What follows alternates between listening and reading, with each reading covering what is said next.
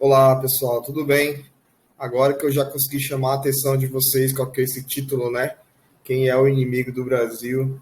Eu quero que a gente possa debater algumas coisas aqui e, mais uma vez, refletindo sobre o nosso cenário atual que estamos vivendo no Brasil, né? E vou trazer alguns contextos de outros momentos aí da história, né?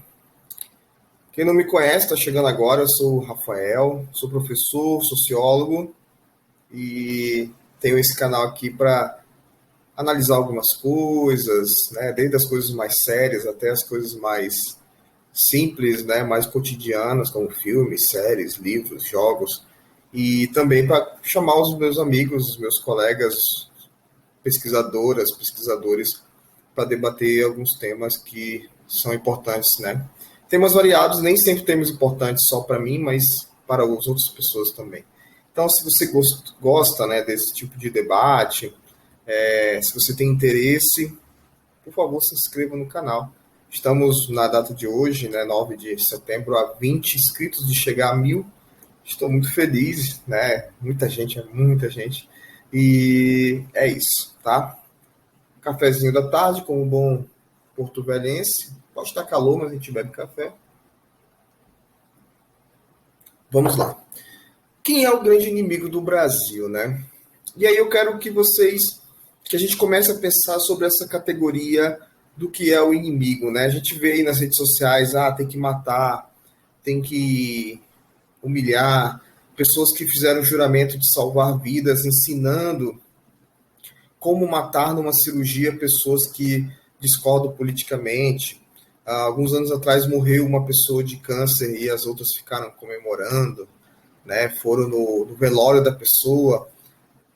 Tudo isso porque há a criação de uma categoria de um inimigo, né, a ser combatido, tá? Então, eu fiz 4 perguntas, né, na verdade, 4 tópicos, vou explicar eles, estão aí direto para vocês, e aí nosso debate continua no nosso chat aqui do YouTube, tá?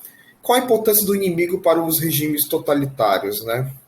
Eu vou trabalhar com 2 autores, né, com 3, na verdade, mas principalmente, né, Michel Foucault, Achille Mbembe e Aimé Césaire, tá? São 3 intelectuais que vão debater a questão do biopoder, da biopolítica, da necropolítica e dos estados de exceção. O que acontece? Para eu instaurar um regime totalitário, né, um regime de poder autocrático, de poder concentrado, onde eu possa manifestar o meu poder sobre a liberdade, sobre as liberdades individuais, eu preciso necessariamente declarar um inimigo, né? Todo aquele que se opõe a mim, ele se torna um inimigo. Por qual motivo?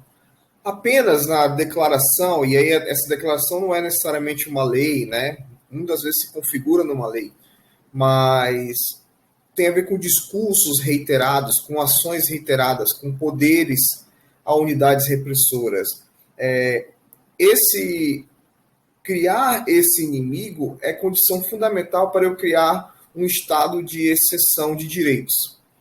Então você tem um território onde não há direitos para aqueles indivíduos, né? Isso foi feito na Alemanha nazista pelo Hitler, né? Quando ele retirou os direitos dos judeus e de outras populações minoritárias que ele colocou como inimigo da Alemanha, né? Então, a primeira coisa, é importante que seja para esses autocratas, né, projetos ou ditadores efetivos, é importante que se crie um inimigo, né, que seja declarado um inimigo que as pessoas odeiem, que as pessoas tenham medo, aversão.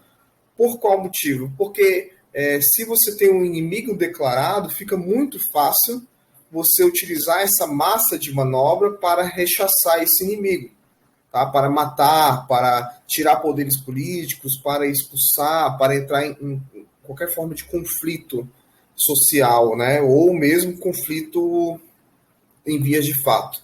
Então, respondendo à primeira pergunta, o inimigo ele é importante para os regimes totalitários porque cria algo a ser combatido, né? Ou seja, a carne pode estar cara, sei lá, pode ter um desemprego muito alto, mas nós estamos combatendo o inimigo. Então ninguém vai se rebelar contra você, porque sempre é o inimigo. O inimigo, ele vai dar essa motivação, que é uma motivação falsa, né, para a massa de manobra que aquele autocrata, né, aquele ser autocrata, ele vai estar manipulando. Tá? E como que o inimigo ele é escolhido? Historicamente, nós temos inimigos já pré-definidos, né, dentro de regiões. Às vezes você tem em alguns lugares, na Irlanda, por exemplo, você vai ter protestantes, né, que não são evangélicos, protestantes contra católicos. Você vai ter, sei lá, xiitas contra sunitas. Você vai ter várias configurações.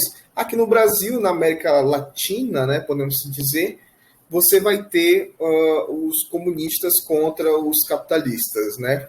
É um resquício aí da Guerra Fria, dos programas de colonização, de neocolonização dos Estados Unidos pós-Segunda Guerra Mundial, né?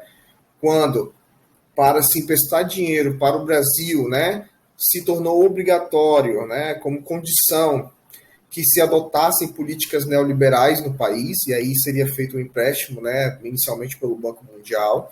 Então, esses empréstimos, eles não vieram, como diz o Arthur Escobar, esses empréstimos, eles não vieram como um presente de mãe, é a palavra que ele usa, inclusive, né?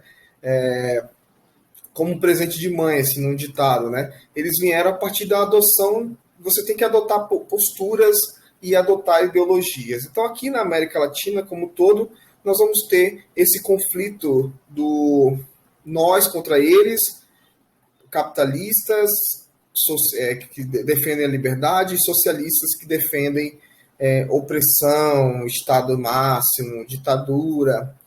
A ideia do texto não é a gente debater isso, né? Mas como que o inimigo era escolhido? Geralmente essas escolhas elas não são internas, né? Elas são escolhas colocadas por um contexto histórico, né, de ocupação daquela região. E aqui na América Latina, mais uma vez, devido à Guerra Fria, políticas de neocolonização, conflitos, né, entre políticas estatais e neoliberais, você vai ter que é o que acontece aqui no Brasil, entre aspas, capitalistas contra comunistas, né? E o terceiro ponto? O terceiro ponto é que esse inimigo ele é desumanizado, tá? Isso vale muito, por exemplo, muitos autores debatem isso, muitos autores brasileiros debatem isso, sobre a questão do povo preto, por exemplo, que ele é tido como inimigo, né? Até teve uma matéria, há uns 2 anos atrás, que revelou, né, que lá no Rio de Janeiro, as pessoas pretas, né, principalmente que vêm das periferias, são vistas como um padrão a ser abordado, né? E aí mostraram um policial, né? Estou falando do policial especificamente, atirando, batendo, derrubando marmita dos trabalhadores, né? Porque há essa ideia de que existia um inimigo, naquele caso específico, o inimigo é a pessoa periférica, preta, né? Mas por que é importante desumanizar o inimigo? Por que é importante desumanizar aquele que está contra esse regime totalitário ou aquele regime que quer se tornar totalitário? Porque desumanizando, eu consigo, sendo bem direto, desumanizando um grupo social, eu consigo matá-lo. Eu consigo acabar com ele sem o peso na consciência daquela massa de manobra. Eu vou matar os comunistas porque não importa se esse comunista, que nem sempre é comunista, né? Aqui no Brasil a gente tem banco que é chamado de comunista, mas eu vou matar o comunista porque, mesmo ele sendo meu vizinho, por exemplo, porque ele é um mal, porque ele é um inimigo, porque ele basicamente ele não é humano, né? E aí como que eu faço isso? Como que eu faço essa desumanização? Eu desumanizo a cultura dele. Eu desumanizo a sua religião. Eu desumanizo a sua forma de pensar. Essa tua forma de pensar não vale. Ela é mentira. Ela é alienação. Você está doutrinando as pessoas, né? A sua religião não é uma religião verdadeira. Só o meu Deus salva, né? A sua cultura, a sua música, a sua forma de se expressar, os seus livros, né? Vamos queimar os livros. Em pleno 2021, existem instituições sociais brasileiras debatendo a queimar livros, né? Inclusive, quem conhece esse exemplo, pelo que eu vi, foi impedido, né, pelo Ministério Público. Mas, enfim. A intencionalidade, ela fala muito. Há uma intenção de queimar livros porque são livros do inimigo, tá? E qual é a grande questão, né? Qual é o caminho para onde isso nos leva? Eu já dei várias dicas dessa resposta. Isso nos leva à violência. Nós temos que parar para pensar quando eu desumanizo a pessoa, quando eu transformo a pessoa no meu inimigo, eu estou abrindo espaço para a violência, como nós temos já no Brasil uma violência que cresce por motivação política, né? Motivação política e ideológica. E gostaria de dizer também para vocês que estão aqui me assistindo que é uma via de mão dupla. Então, quando você declara um inimigo, é importante você estar preparado para que o inimigo reaja. Toda ação, né, a lei da física, né, toda ação tem uma reação. Então, quando você declara o inimigo, você vai atacá-lo e ele vai reagir de alguma forma. De alguma forma. Nem sempre, né, reagem rapidamente, mas vão reagir de alguma forma. Então, agora que nós descobrimos quem é o inimigo do Brasil, quem é o inimigo do Brasil? O inimigo do Brasil é todo aquele que desumaniza, que prega a morte de qualquer brasileiro, né? Esse é o grande inimigo do Brasil.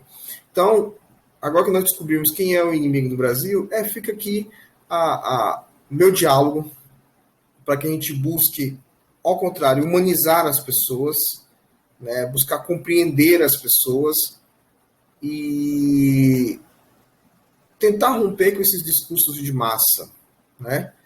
É importante frisar que toda ação social ela tem uma reação, assim como na física, né? Então, se um grupo declara um inimigo, outro grupo inimigo, independente de qual lado você esteja falando, haverá conflito, né? Ninguém apanha de graça, podemos assim dizer. E quem apanha nunca esquece. Eu soltei dois ditados. E é assim que funciona.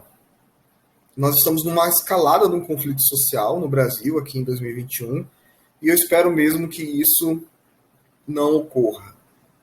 Mas diga aí, se você ficou até o final, diga aí nos comentários se você já viu algum grupo, alguma pessoa dizendo os inimigos, aqueles que devem ser combatidos, aqueles que devem ser eliminados. Posta aí embaixo, vamos conversar um pouquinho. Muito obrigado e até o próximo vídeo.